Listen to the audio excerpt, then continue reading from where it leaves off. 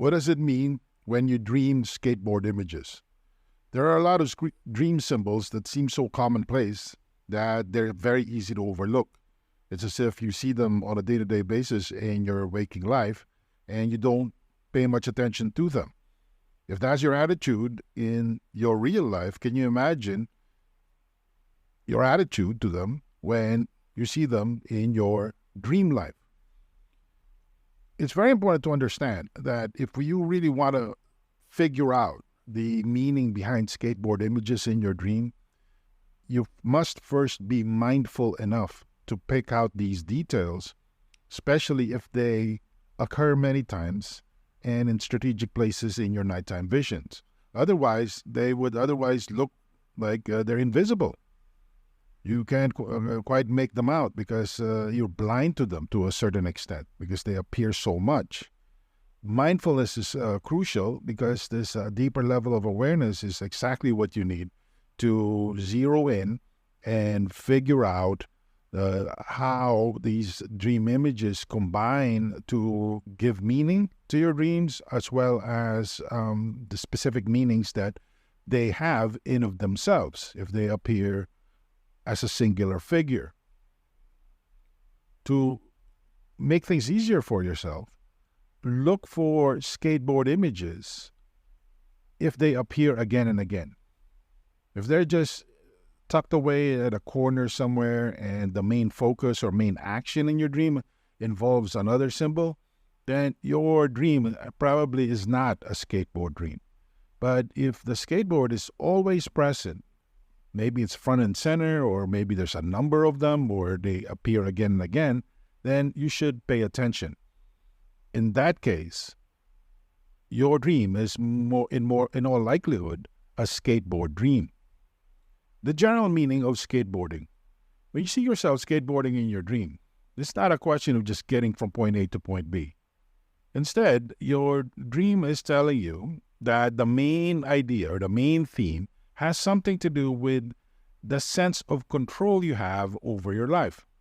There's also a sense of adventure because when you're using a skateboard, you're going on a high amount of speed and you're not really in control. You're in less control than if you're on a bicycle or if you are in a car.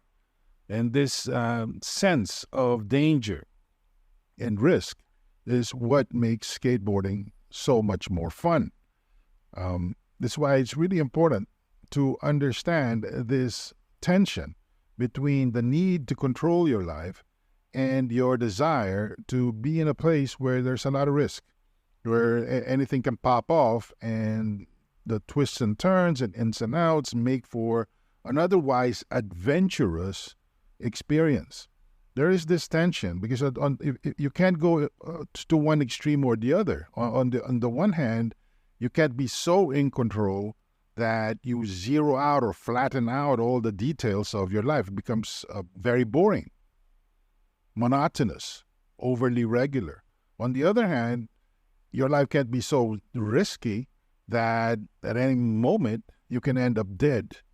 So this healthy balance between adventure, possibility, risks, and control, deliberation, purpose, planning, and meaning is the main theme of your dream. You just try to find some sort of balance, and apparently your subconscious is only going to be sending you these types of dream motifs and dream themes if this tension or this conflict isn't an issue in your waking life. The strength of skateboard imagery. When people dream of skateboarding to get somewhere, their subconscious is expressing its unique inner creativity. It's using an unusual image to bring about or get through a very important theme that a lot of people at some level or other have to deal with. And you don't want an overly ordered life that has absolutely no excitement, no experience, no adventure.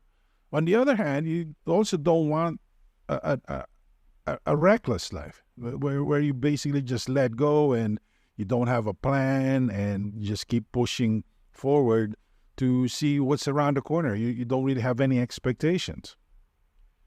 The glue that holds everything together is trust in your intuition.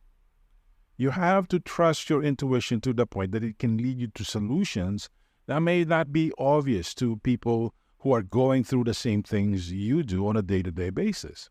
This is what makes you special. This is what makes you unique, because everybody has a different answer to that tension that I described in the section above. You have to come up with your own answer. So the key here is to be willing to be courageous, to be willing to experiment, to be open-minded, to trying out new things. This is easy to say, but hard to pull off because, hey, let's face it, we get stuck in routines. We grow accustomed to how we do things. And also, people are scared of change. You may be thinking to yourself that you're adventurous, you like to try new things, you have an open mind. That's all well and good. But when you have a family or you have other obligations or you have to take care of other people, a lot of that initial courage, so to speak, goes away. So you tend to focus on the tried and proven. You tend to focus on things that you know have a higher chance of paying off the way you expect things to pan out. And when this is the case, you don't take as many shots as you thought you're capable, as you think you're capable of doing. And you're back to square one. You're back to that tension. The key to skateboarding your way to happiness. Happiness is one of those things that really vary from person to person. Your definition of happiness also changes depending on where you are in your life. Let me put it this way. Your definition of joy and happiness are going to be different when you're 18 than when you are in your mid-30s. It's definitely going to be quite different than if you ask yourself that question in your late 50s. Do you see how this works? So what's important right now is to be clear as to how you define happiness right here, right now, and pay close attention to how you're going about doing it. Because what's not going to change is that all human beings are happiness-seeking organisms. This is who we are. We seek pleasure. We seek a sustained sense of joy. And it's not the getting there, it's not attaining that state that makes life worth living. Instead, it's the pursuit of that, it's the process. Because you learn certain things about yourself and you see yourself changing over time. This is how you strike a happy balance. This is the right attitude. Otherwise, you're going to be chasing a holy grail. And by the time you get there, you have changed. I remember when I was in junior high school, and I got this idea in my head that once I get into high school, I'll be happy because I'll be doing sports. I'll be working for the journalism department of the high school I was going to. I was saying these things to myself because junior high sucked. So what do you think happened when I was in high school? Well, I was able to do all those things I was planning, but I still wasn't happy. How come? I was looking forward to college. I was thinking to myself, once I get into that college that I'm applying to, I will finally be happy because I'll be a member of a fraternity. I will be doing this, I'll be doing that. Sure enough, my dreams panned out and I found myself in this highly competitive college that I was applying to. I joined a house, but I still wasn't happy because now I was focused on graduating and getting my first real job. I will be working in corporate America and I will be this fast-rising young professional. I had all these images in my mind. So it robbed me of my enjoyment during college. I wish I could turn back time and go back to that time and just enjoy myself, getting pizza, living off of very little money, but still having a good time because I had great friends. We would go away on the weekends, and every class was an adventure. But that wasn't my attitude. My attitude was, how do I get from point A to point B? And once I get to point B, I was in a rush to get to point C. I'm sharing this with you because this is how people seek happiness. Have you ever thought of the fact that when you were a student, you can get by with very little money? It still blows my mind how low my budget was when I was a student. Now that I have a family, I live in the suburbs, and I own a house, my previous budget as a student is just an impossibility to me. I'm just flabbergasted that I was able to live like that. But in reality, we all have very limited needs, and they're not all that expensive. But we don't stick with our needs. As we move up in life, our needs get redefined. Do you really need to make over $100,000 a year? Do you really need to make over $200,000 a year? Believe it or not, there's many people who believe sincerely that they need more than $1 million a year to live. That's because their needs scale up with their income. This happens to everybody. And if you are serious about truly attaining happiness, you have to be aware of this process, and you have to take ownership over it. You have to assert control over it. Otherwise, it just plays out in front of your very eyes and you're completely blind to it and you're miserable because it seems that your happiness keeps getting pushed forward and forward into the future. It's as if the goalposts keep changing. The threat of confusion. I would like to say that the problem with living one's life is not so much the inability to reach our goals or how difficult the path forward may be. Instead, the big challenge is we get confused. We get confused as to who we are, who we want to be, who's in control of our lives. A lot of people live out their lives, believe it or not, in the service of other people's hopes, wishes, dreams, and aspirations. Many children are living their lives based on the dreams of their parents. Maybe your family is this way. Maybe your mom wanted to be a doctor, but for whatever reason, she got pregnant and had a family, and she just had to kiss her old ambition goodbye. Maybe she didn't even finish college. So who do you think carries that torch today? This happens. Whether it's a career choice, income, or just a general standard of living, or just a general way of living life. Parents have that kind of power. They have this ability to push their frustration onto the next generation. The question is, are you going to take it? Are you going to live your life in a way where you're living out somebody else's frustrated dream? Just as important, are you going to also repeat the process when it comes time for you to become a parent? Do you see how this works?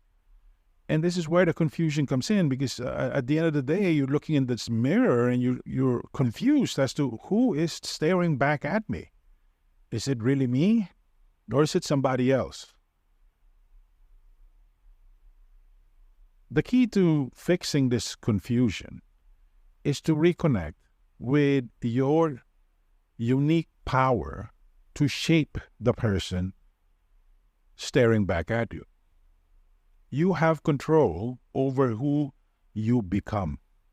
You control it based on what you choose to read and take in on a day-to-day basis. When you check out Reddit and go to one subreddit instead of another, you're choosing your mental diet. When you open Facebook and you look at content from one group instead of another, you're choosing your mental diet. The same goes with Facebook feed content. A friend of yours might be sharing content that you automatically will check out. It goes without saying. You just need to see their name, and you will definitely check out the video, watch the video, look at the picture intently, or read whatever they shared. But there are other friends that you have where you just blow them off. You only need to see their name, and you keep scrolling. Your mental diet leads to emotional tissues. Emotional tissues form organs of meaning, and this becomes who you are. You have a lot of control over that process because you don't have to keep reading stuff or watching video that trigger you to experience certain negative emotions or emotions that are counterproductive. Worse yet, you don't have to take in content that feeds your worst instincts or negative mindsets or toxic self-image. Do you see how this works? Do you see where this leads to? It leads to the unavoidable fact that you are in control. You're the gatekeeper. At the end of the day, you don't need other people's validation. But you are under the illusion that you need other people's validation. You need to throw back to them the messages that they're sending you to let them know, I'm with you. I see you eye to eye. You don't have to do that. You can chart your own path to become your own person based on your own terms because you only have one life to live. Do you really want to live somebody else's life? Do you really want to live under the slavery of their acceptance, validation, and agreement? Life's too short for that. Life's too short for Reddit karma and downvotes and upvotes. Life's too short for YouTube shares and like buttons on Facebook. Spend that life becoming the very best version of who you are, and it's privately yours. Nobody has a right to say, oh, that you suck. Your choice sucks. No, you own that choice. That's who you want it to be. But it will only hurt if you believe them to be right because you did not put in the work. You weren't as intentional as you could have been. Give yourself permission to ride the skateboard of discovery. So how do we get out from all this tension? How do we get out from all this seeming regret? Well, let me spell it out. It all boils down to one concept. Again, I'm not looking at the outcome. There's different people that are going to be reading this. There are different people that are going to be watching this video. So let me be clear. You are in charge of the outcome. I can only describe the process. The process is mastery. You only have one life to live. Are you going to be mediocre at living your life? Are you going to just get by with the most basic outcome? Are you going to resign yourself to putting in as little as you can while expecting the greatest reward? You're more than welcome to do that because you're not alone. You're in great company. Most people live their life that way. If you go into any job site, any company, what do you think's going on? That's right. 20% of the people there or less account for 80% or more of that organization's results. I don't care if it's an NBA team, a corporation, a non-profit organization, a school, it doesn't matter. This is the human condition. It's called the Pareto principle, and 20% or less account for 80% or more of the result. Are you going to be the 20%? More likely than not, you're going to be the 80% who produces 20% or less of the results, because this is an all too human mindset. We want to put in the least amount while trying to extract the most benefit. Welcome to the club. This is the precise opposite of mastery. Mastery begins with knowing yourself and knowing what you want, and then putting in the work and the necessary sacrifice so you can maximize what you get from life. How come? You maximize the effort, you maximize the input, and you maximize the control. It's all about mastery. Mastery is the key to is the key. So how do you achieve mastery? Well, it begins in a weird way. Give yourself permission to fail.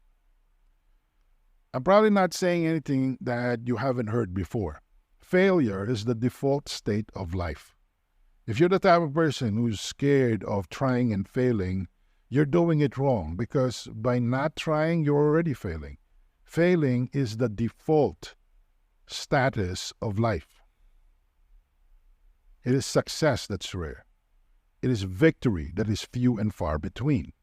So if you succeed, it's because you have first given yourself permission to fail.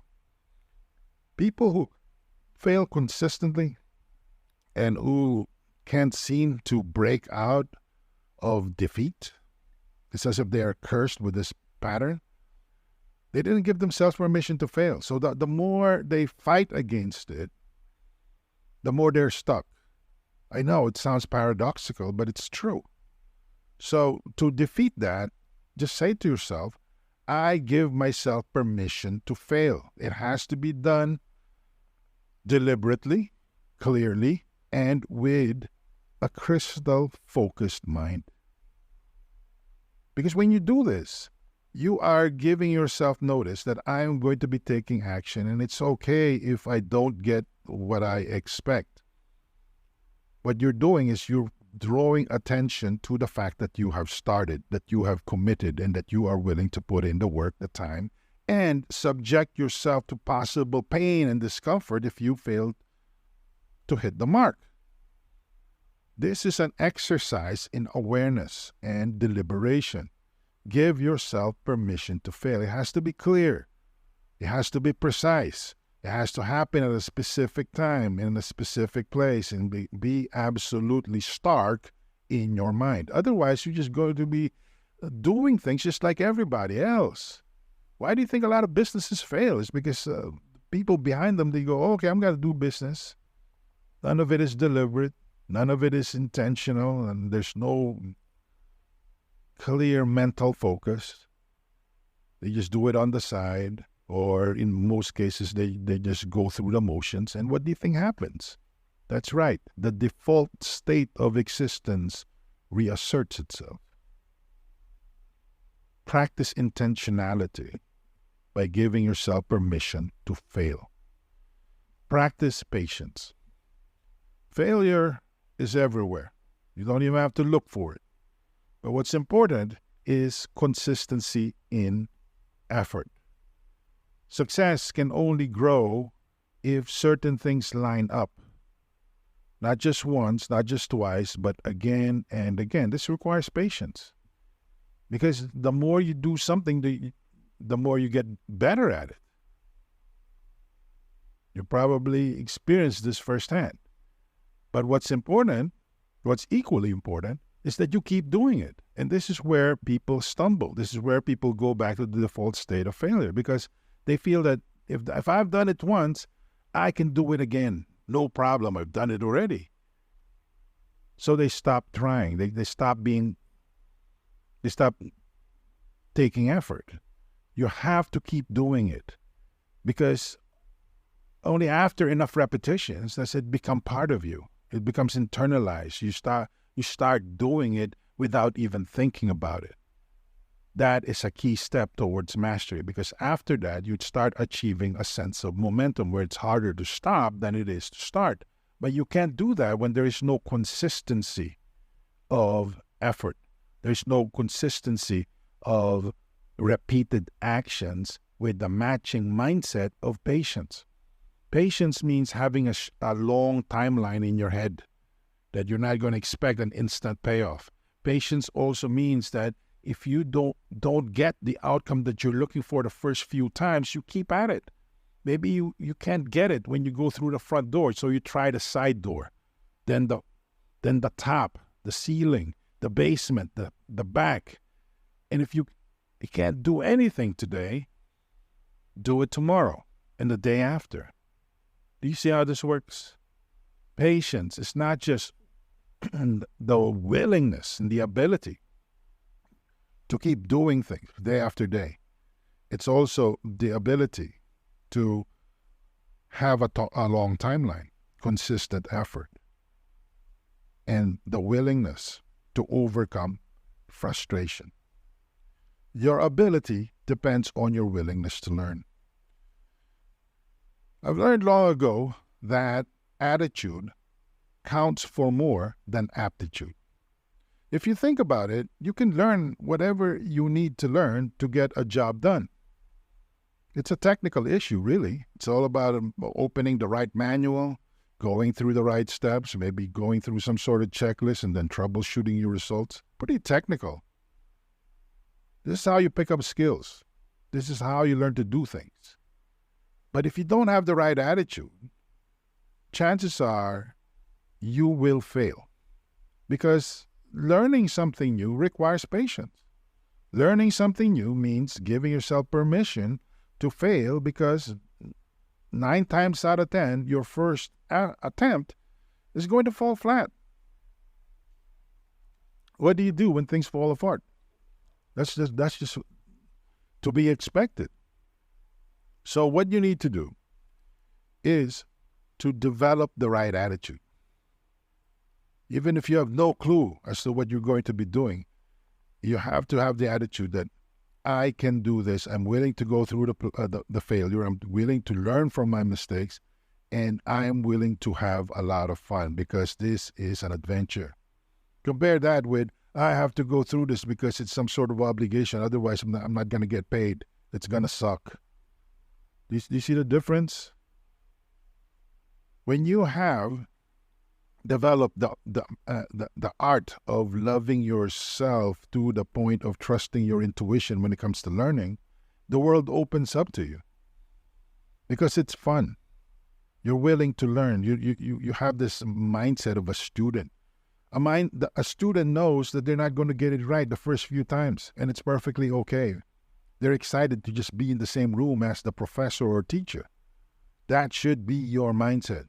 You should be excited over the fact that you even get to try, that you even get to attempt. See the difference? Contextual meanings of skateboard dreams. As important as the motifs, ideas, and principles I've outlined above may be, there are other contextual settings for skateboard dreams that may alter their meaning significantly. It all depends on the context. What does buying a skateboard mean?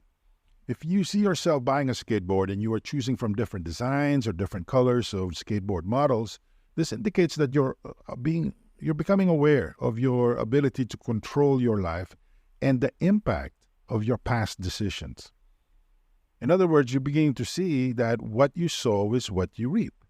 Now, this may seem really basic, but a lot of people on a practical day-to-day basis are actually blind to this. They just go about their lives and then they hit a wall and they say, what happened? Well, in reality, you planted the seeds for the reality that you're living out right now. There's nobody else to blame. You did it to yourself.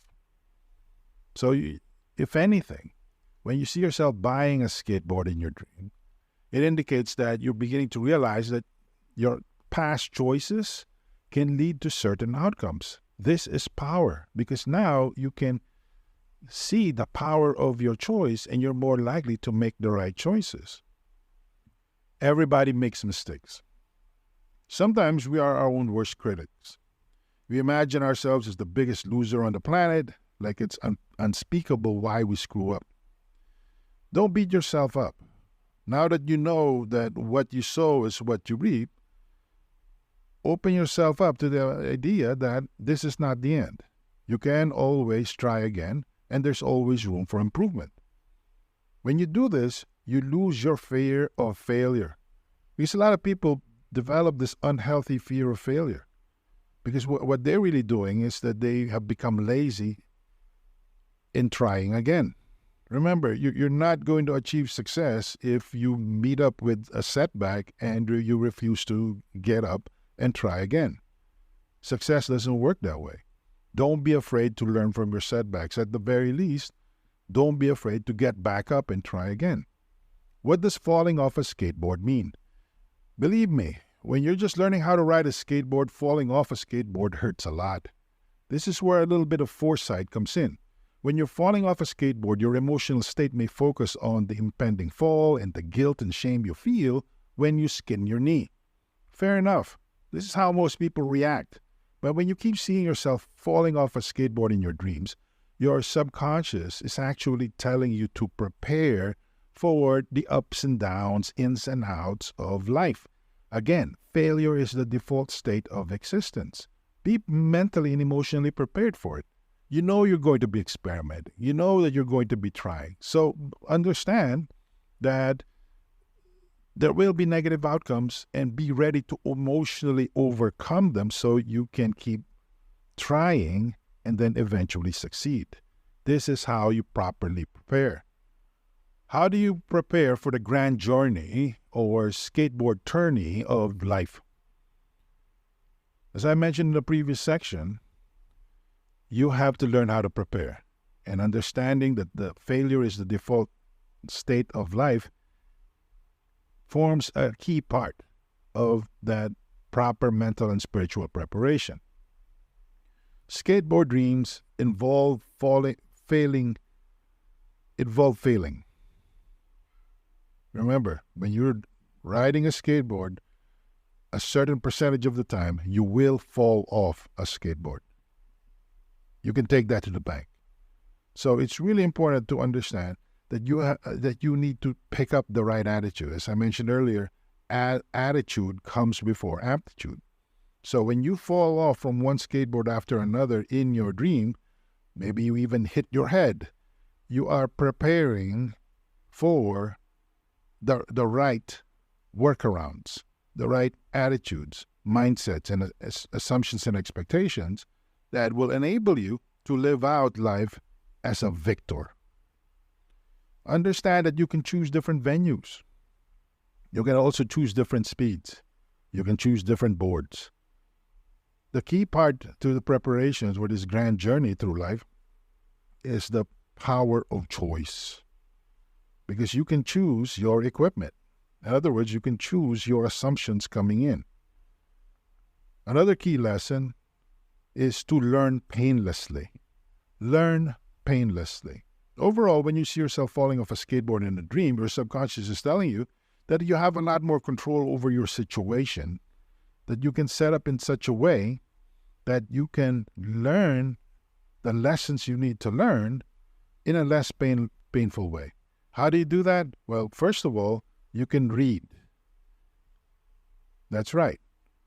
Paying attention to documents or documentation of other people's experiences goes a long way in you avoiding the pain that they had to go through firsthand. So this is the easiest way to learn painlessly. Learn about other people's experiences with what you're trying to do instead of you having to go through them firsthand and learning those frustrations, setbacks, and challenges though in the worst way possible. Fail quickly.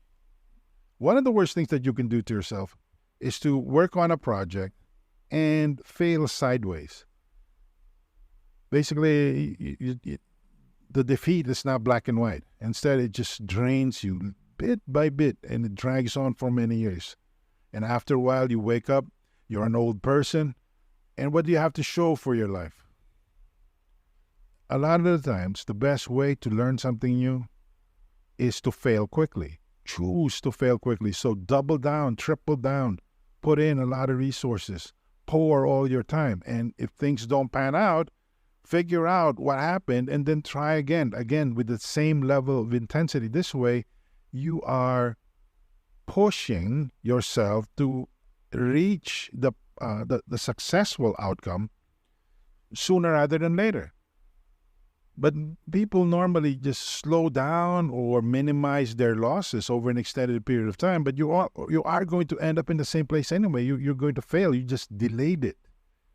And worse yet, you delayed the lesson that you could have learned earlier on so you can have achieved success. Do you see how tragic this is? Sadly, a lot of people have this mindset.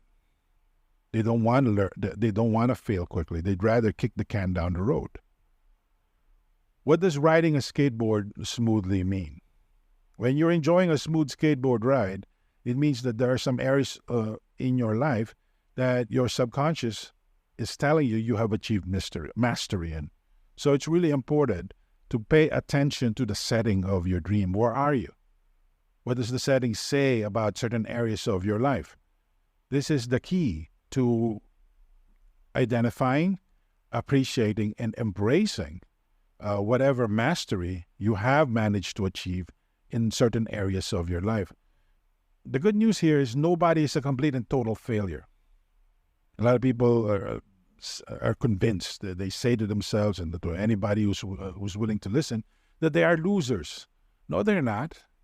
There are many parts of their total persona that they are doing quite well in compared to other people. So when you're having a smooth skateboard riding dream and the main focus of your dream, the main motif is the skateboard and the smooth ride, this is your subconscious telling you, look for the key areas in your life that you have mastered. And what do you do once you find them? You scale them up. You master them even more. And finally, you draw confidence from them to master other areas of your life. Remember, real confidence, real self-confidence that transforms lives comes from a bedrock of competence. When you have this smooth skateboard dream, your subconscious is telling you that you have mastered competence. You have achieved a competent level in a certain area of your life. So not only do you stop beating yourself up and telling yourself and other people that you're a loser, you should also look to scale up what you've done right. So you can start living a life that you can personally and be calmly proud of.